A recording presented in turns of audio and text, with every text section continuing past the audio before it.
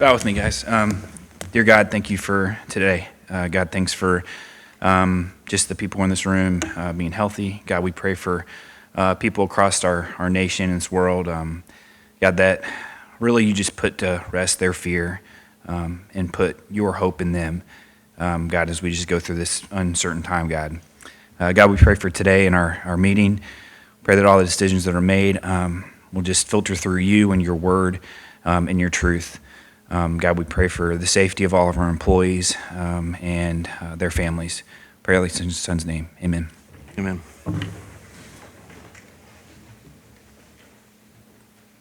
Pledge allegiance to the flag of the United States of America and to the republic for which it stands, one nation, under God, indivisible, with liberty and justice for all.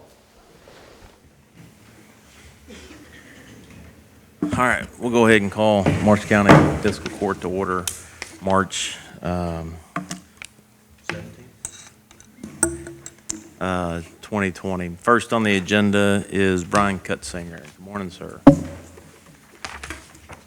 you get a chance, Brian, can you swing by the office sometime today? Yes. I meant to call you, but Yes. Any specific time or just stop by? you can come by after lunch. Okay. I know you're busy. That'll work. Yeah, a lot of information and stuff going on right now. Yeah. But no, the reason I'm here today, good morning, everyone. The reason I'm here today is the Kentucky Office of Homeland Security has recently opened up their grant application period. That's usually a grant that we typically apply for every year for some type of equipment. And over the years, we've had really good luck with getting a lot of our equipment through them. So this year, like I said, they've opened their application period. The piece of equipment I'm looking at, and I provided you guys with some information there, is the Lucas 3 mechanical chest compression device. There's a whole lot of information on there about it. I won't go into great detail as far as the specifics of it, but basically what it is, it's a machine that provides chest compressions, continuous chest compressions during a cardiac arrest event. They're a really good piece of equipment, and like most medical equipment, it's a pretty pricey piece of equipment. So hopefully with this grant, we can have some success with it and be able to get these. The quote that you see in front of you that I'm going to use for this grant application is for 4 of the Lucas 3 devices, and that grand total comes to $63,702.56. One of the things about the Homeland Security grants is they are reimbursement grants, so this equipment would have to be paid for up front and then turn around and reimbursed through Homeland Security. Basically today, for the purpose of proceeding with the application, is I have to have the court's approval to go through with the process. Yeah. Does anybody got any questions? Motion that we approve the request. Is there a second? Second. All those in favor say aye. Aye. Any opposed?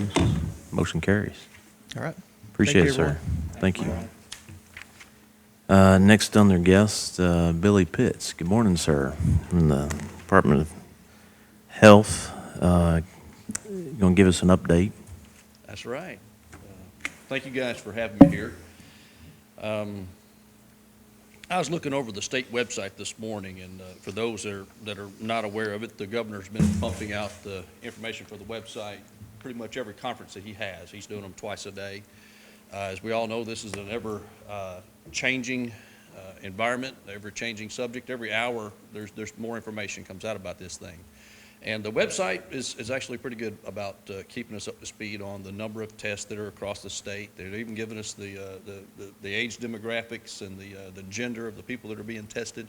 You can find that all on the site, which is kycovid19.ky.gov. I pulled it up this morning, glancing at it, and I printed out the little map that shows us where all the counties are that actually have positive tests so far. As of this update, this was 4 o'clock yesterday afternoon, there were 22 positive cases in Kentucky, 317 tests completed. Now, I got an email yesterday about 6 o'clock before I left that said that there was another positive case in Jefferson County and another positive case in Montgomery County. So even though this hadn't yet been updated, it'll be updated at 4 o'clock today. That very well could put us up to 24. But that was an unofficial email, so don't quite have that just yet. So you've got the website up there. One of the things I really like about this is it is all inclusive. If anyone wants to go there and look at the press conferences that the governor has put out any of the guidance from the CDC, and then going down that right-hand column over there, you'll see guidance for every particular agency, every particular circumstance. Folks can go on there and bring up about anything that they want. For those that are not as tech savvy and really might not have internet access, things like that, they can call that 800 number that's right there at the top of the screen, 800-722-5725.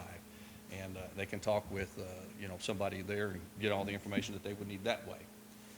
Some of the biggest questions that we're getting is, what do I do if I feel like I've been exposed? What do I do if I want to get tested? And the thing about that is the requirements for someone getting tested, believe it or not, are getting more and more strict.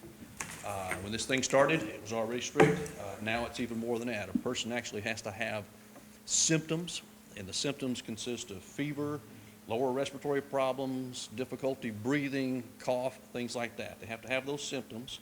Fever I emphasize on. So the fever and the cough and the breathing troubles is the main thing people need to look out for.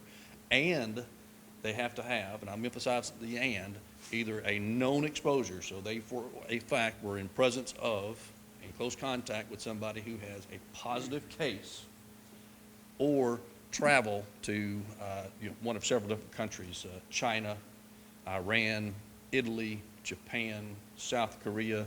Seems like I'm leaving somebody out, but one of those type of countries. So if someone has those conditions, then they can go up there and and be tested. And right now, all tests are done at the state. Every test. And now, hopefully, this is going to change here soon. As far as commercial laboratories bringing their test online, and so that hopefully in the next few days, next week or so, I can't put a timeline on. That's going to change. And when that happens, we're probably going to see that map that you've got up there on the screen probably going to spread a little bit, because we may well have more cases that we just don't know about, because the instructions from the state have been, if you're sick, stay home, and if you wouldn't otherwise go to the doctor, then don't. So whether there's people out there that have cases or not, we may know, we may not know. For the vast majority of our population, I'm not saying that to say anything to make folks panic. This is all common knowledge. For the vast majority of our population, they're going to get the sickness. They'll have the shortness of breath. They'll have the cough. They'll have the fever. And in a week or two, they're going to get over it, be just fine, and move on with it. So the biggest thing for us right now in the state and for the health department, to use this analogy that the governor's been using, and it's been used quite a bit in the last several weeks, is pushing down the curve.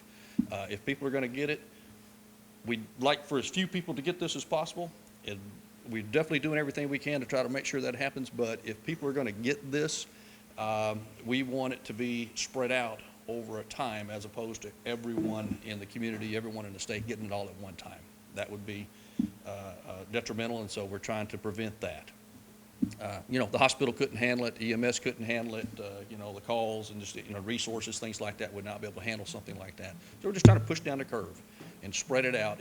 If people are going to get it, just spread that over as long a time as we can.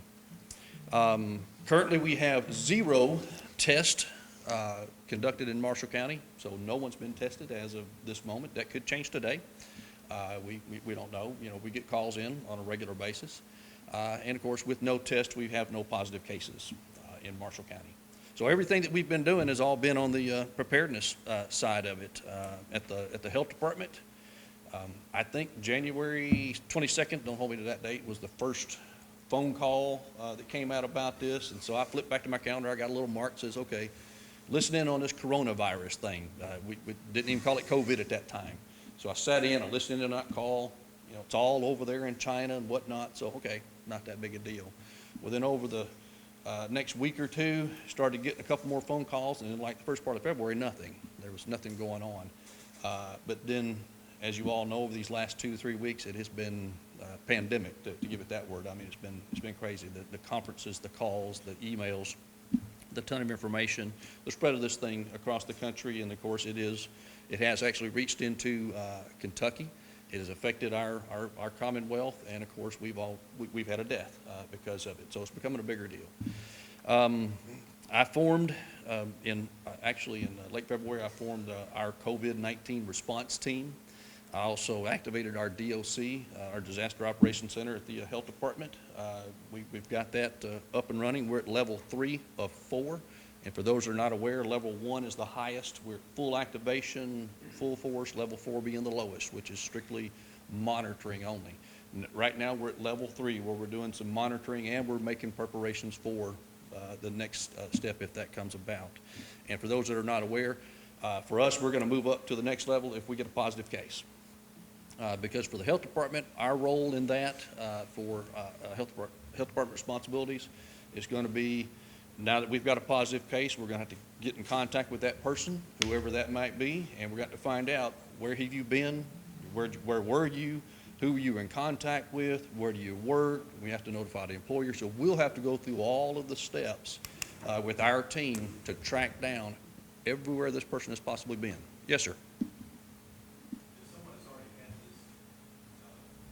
Disease, can you test to see if they've had it? Will a test reveal that if someone has already had it but recovered? I don't know the answer to that question. That's a good question. Billy, if you can, let me make sure, so, because I don't know if people can hear Mr. Ford. The question was, if somebody had the virus, can they be tested if they've had it? If they've had the virus, if I understand your question correctly, if they've had the virus and now they have recovered, and so they're over it and whatnot, can they be tested to see if they've had it in the past? And I'll be honest with you, I don't know the answer to that question. I'm not sure that question's been asked, at least not to the health department. I did hear a doctor say that can be done. And again, this is not coming from Jason Darnold, okay? I heard a doctor say this, okay?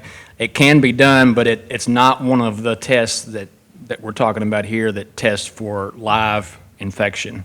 Basically, it's a specialized test that tests a person's antibodies to see if that person's immune system has, in the past several weeks or months or whatever, has responded to this particular virus. But I don't think that the tests that are offering for the live infection are effective for that.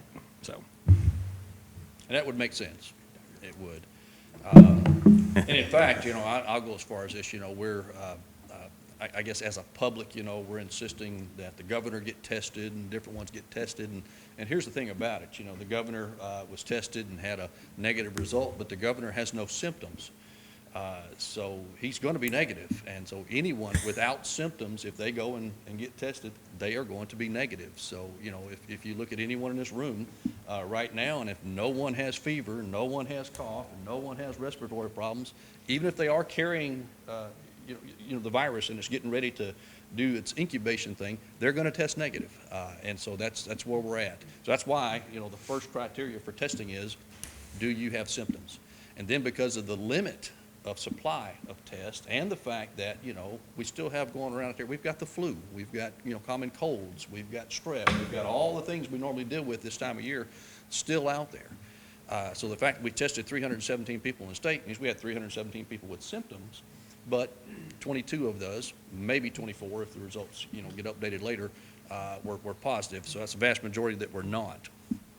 And as far as the health department is concerned, we've been working with the community very early on in this thing. I called up the hospital and went and we met with them to make sure that we go through what I call the what-if scenario. And that's what my team at the health department's doing, my COVID response team, is we are taking and we're doing the what-if from every angle. And I'm going to tell you, it can wear you down too.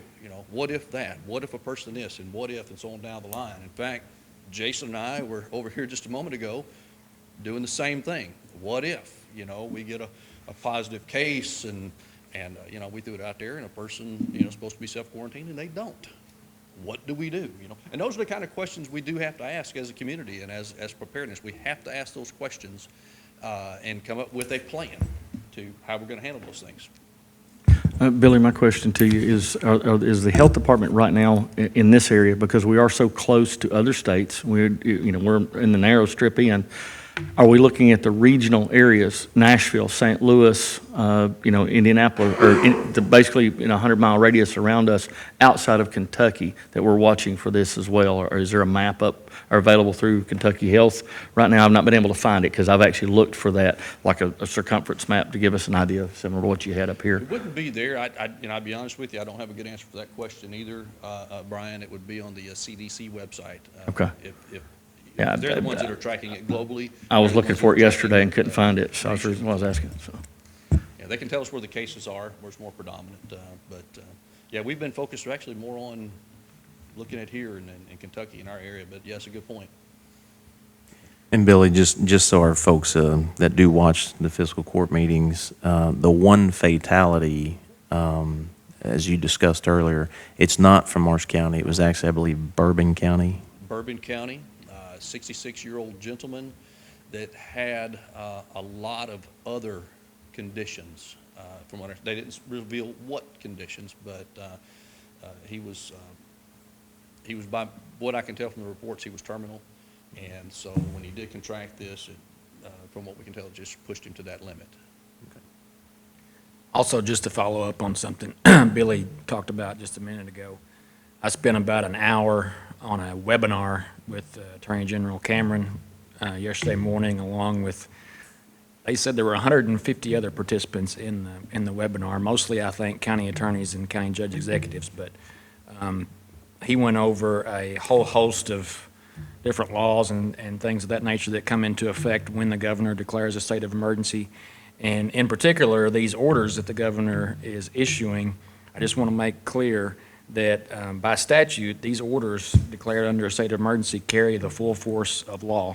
And violating those orders have consequences. And they are, as you can imagine, negative consequences for someone who may violate that. So I don't want to get into all the particulars of that, but I say that just to make an announcement to be clear that the orders should be taken seriously, they should be followed, and if they are not, then bad things could happen to you. Let's just put it that way.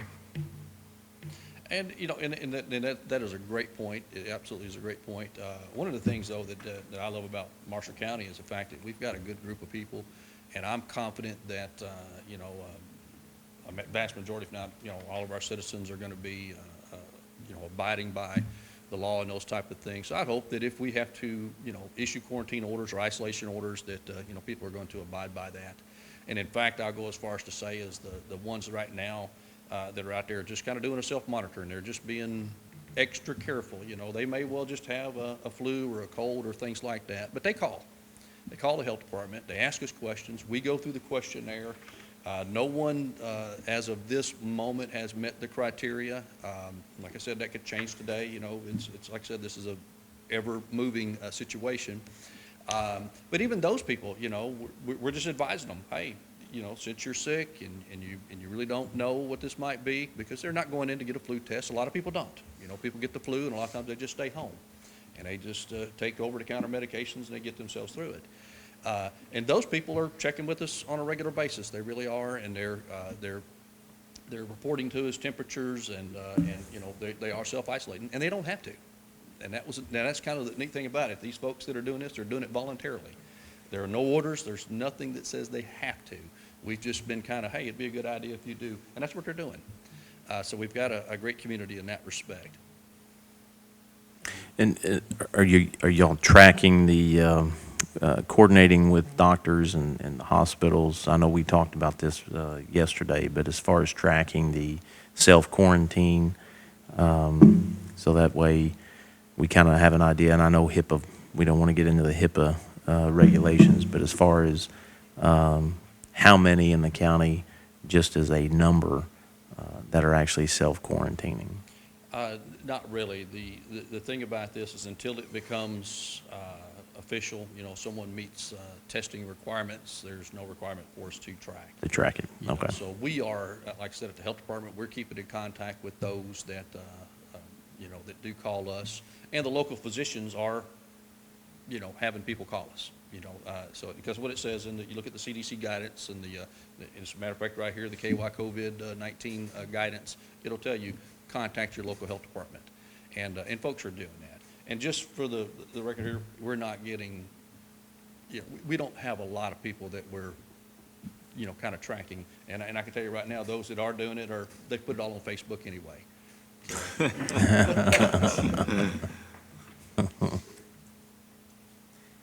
Is there any, from the CDC or any agency that is given any information or discussing apparently when this virus was known here in the United States?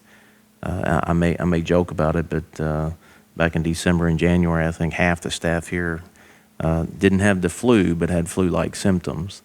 And I'm just curious if anybody is discussing when they think the coronavirus actually was here in the United States. Well, you were asking that question, and my mind's kind of reeling back. I know this thing kicked off, I think it was in mid-December, December 19th in China.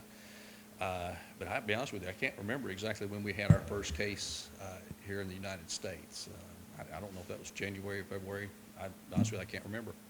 If I'm not mistaken, they started quarantining into the Air Force bases in California, bringing back from China and from the cruise ships in the first part of February. So, but I don't think there was actually any cases in the United States till after they had started doing that. So I'm thinking mid-February. And I think Washington State was our first positive case. I'm reaching out here. I've been focused on Yeah, Kentucky ever sure, since it's kind of hit our sure. hometown area. So, So it'd be fair to say that we really don't know. I'm going to go as far as to say it's going to be fair to say there's a lot we don't know Yeah. about this thing. Yeah. Because, and the CDC admits this, the federal government, Sure. the federal government admits that when this thing first kicked off and they were limiting travel and they're doing the scans at the airports and supposedly, folks are all supposed to be going through one of 11 airports across the United States coming in. 70% of that, and this is their numbers, not mine, the government put this out, the federal government, 70% of that did not happen at the beginning. So I'm confident that since that point, we've really, as a nation, have tightened down the reins and really tracking who's coming in and isolating as we should. But at the very beginning, I think there was a lot of infiltration that got out there, which could very well explain why we have cases, here in Kentucky. And in some of those cases, we really can't explain. All we know is that, hey, it's going to be a person-to-person contact. But we can't go back and say that was because this person was in China or this person was there. So we do have some unexplained cases. Well, I do want to applaud you and your team. I know we've had 2 meetings. The last meeting, there was quite a few people that showed up as far as representatives in the county. So we recognize the work that you guys are doing over there at the health department. So appreciate it. You're a resource to us, and we'll just keep moving forward. I assume the next time that'll be a webinar or a conference call. Since we had that meeting with 40-plus people in the whole room sitting there close together, preaching social distancing. Yes. I sat back and said, oh, yeah, we're gonna practice that a little more now. So we've canceled about every in-person meeting that we can. So. Yeah. Yeah, Billy was asking me questions 3 or 4 weeks ago, and I said, I don't know. I don't even know what you're talking about. And since that time, I think everybody has educated themselves on things they didn't previously know. So, yeah, Billy's been on top of it, him and everybody else out there. So, All right, appreciate that. All right. Really appreciate that. Thank you, guys. Appreciate it, Thanks, Billy. Billy. thank you. Thanks, sir. All right, we'll move on to correspondence. February personnel changes.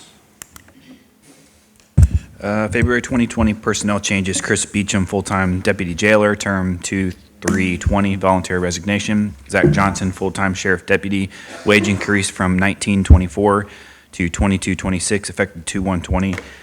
Kevin Goodson, full-time dispatcher, term 2/7/20, voluntary resignation. Kurt Ives, part-time road laborer at $14 per hour, effective 2/5/20. James Luckett, full-time sheriff deputy at $23.19, effective 2/3/20. Brian Dilworth, deputy coroner, wage increase from $400 per month to $600 per month, effective 2/17/20. Charles Pratt, deputy coroner at $275 per month, effective 2/2/20. Randy Henson, full-time maintenance, term 2/13/20, voluntary resignation. Jason Hermosillo, part-time park laborer, term 2/16/20, voluntary resignation. Going to old business, approve the minutes March 3rd meeting and March 9th special call meeting. So moved. There's a second. All those in favor say aye. Aye. Any opposed? Motion carries. Item B on their old business is sanitation pay. You should have a copy of this. We discussed this, I believe, 2 meetings ago. This is the total from the treasurer's office, $51,539.91. And that goes back all the way to July of 19. So if we want to discuss or take action on this.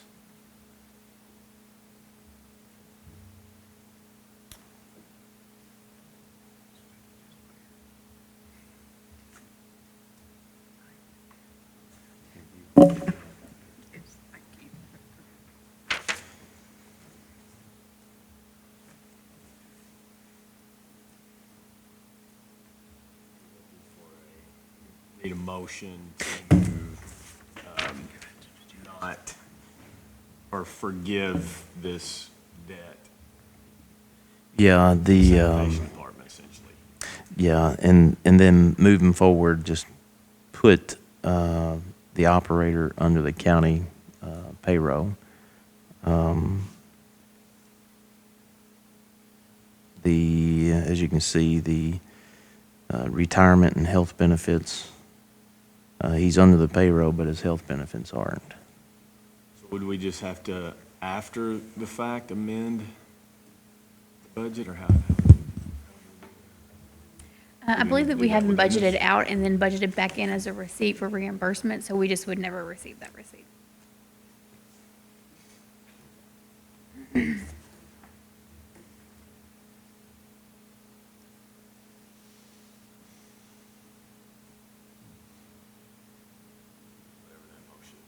Well, however that motion would be.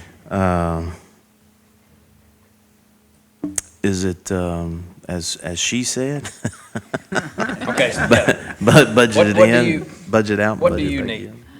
Well, he just asked for the budget impact. There's not going to need to be any budget amendment. It's just in the next budget year, if we're going to continue this, we won't need to include him. We'll include him as an employee. Included in So I the, think that you probably need to forgive the debt, number one, and number two, for future, not bill out in essence cost. No longer bill his salary to the. so basically forgive the debt for the health insurance that we've got totaled here, but then obviously moving forward, we'll budget that in when we prepare for next fiscal year.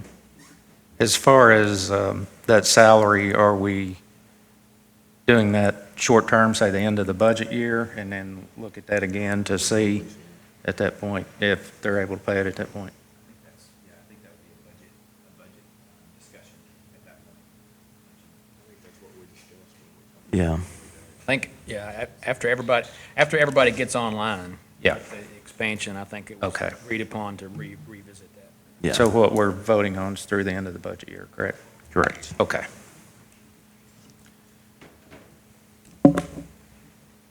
And that's the 51,539.91. I move that we forgive that debt, or however you want to look at this particular issue from the sanitation department, and then make him a county employee through this budget year. That'll work. I'll second that. All those in favor say aye. Aye. Aye. Any opposed? Motion carries. The next item, item C, is amended ordinance 2017-03, second reading.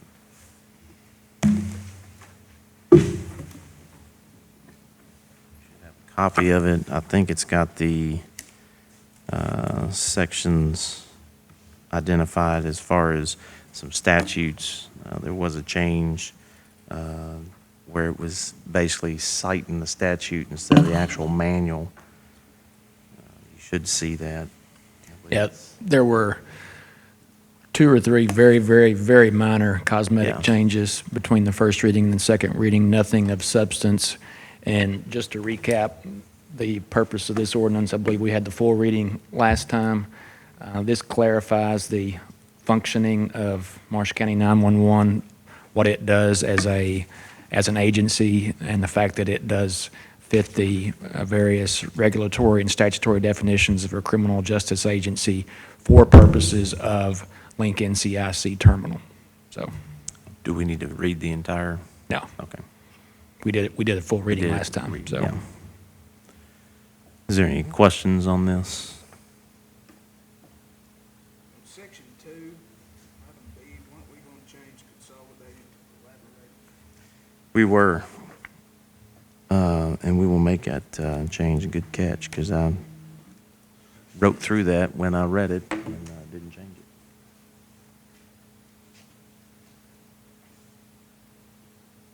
it.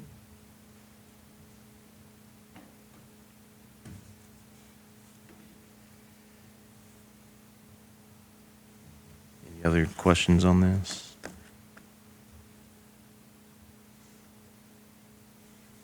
I know we had about a 4.5 hour workshop to go over this.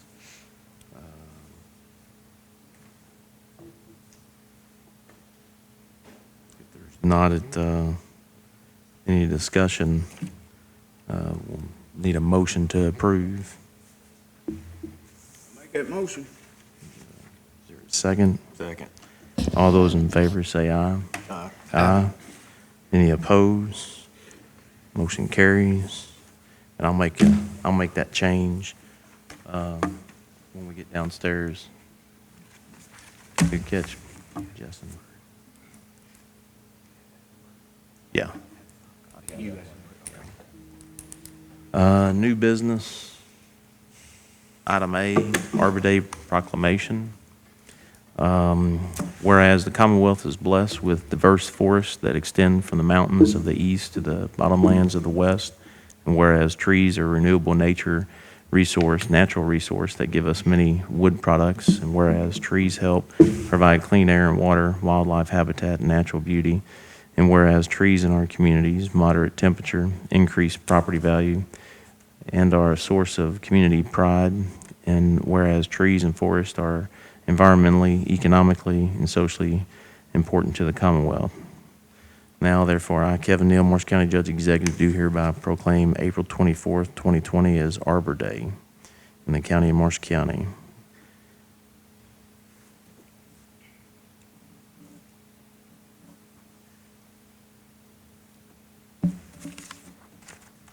Do we need to take action on that? It's been a while since I've done a proclamation. Item C, Road Department seasonal employment. Yeah,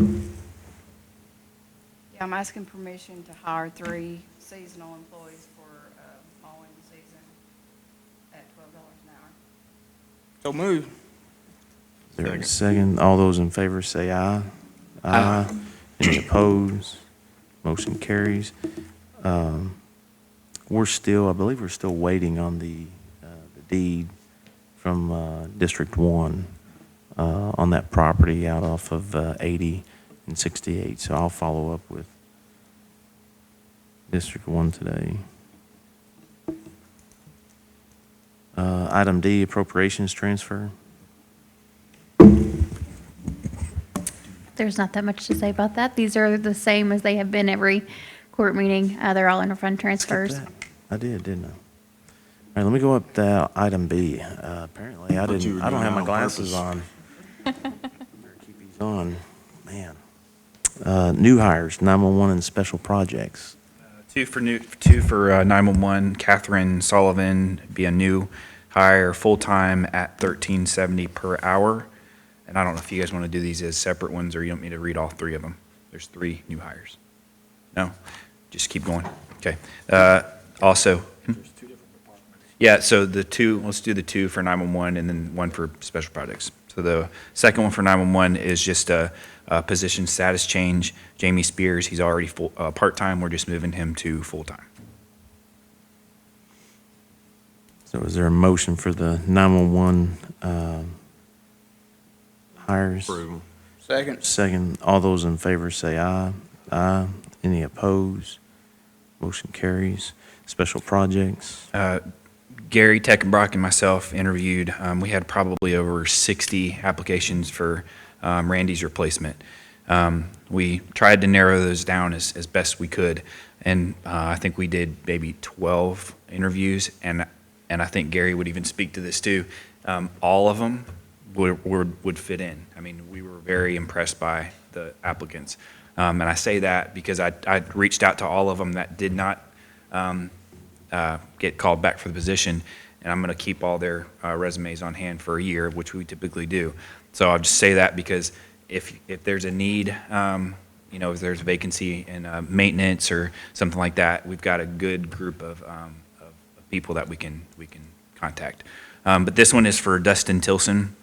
It would be a new hire, special projects at full-time at $16 an hour. Is there a motion for the special projects new hire? So moved. Is there a second? Second. All those in favor say aye. Aye. Any opposed? Motion carries. Item E, payment of the bills. Motion paid the bills. We need to go back to the Did you say there wasn't appropriation anything on the transfer. appropriations transfer? Did I Same thing I misunderstand? said a few seconds ago, but now. I move we approve the appropriation transfer. Sorry. There's Second. a second. All those in favor say aye. Aye. Any opposed? Motion carries. Now we'll do I'll item second E. his motion to pay the bills. All those in favor say aye. Aye. Any opposed? Motion carries. We need to go into executive session for litigation and personnel. Motion go in executive session. Second. Second. All those in favor say aye. Aye. Any opposed? Motion carries. All right, we'll go ahead and call court back to order.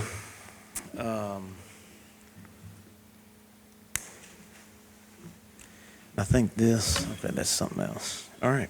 As far as our admin code does not specifically state as far as sick time being used for our employees under the current situation. So if the court would entertain a motion to allow sick time to be used for our county employees under the current situation, I'd entertain a motion.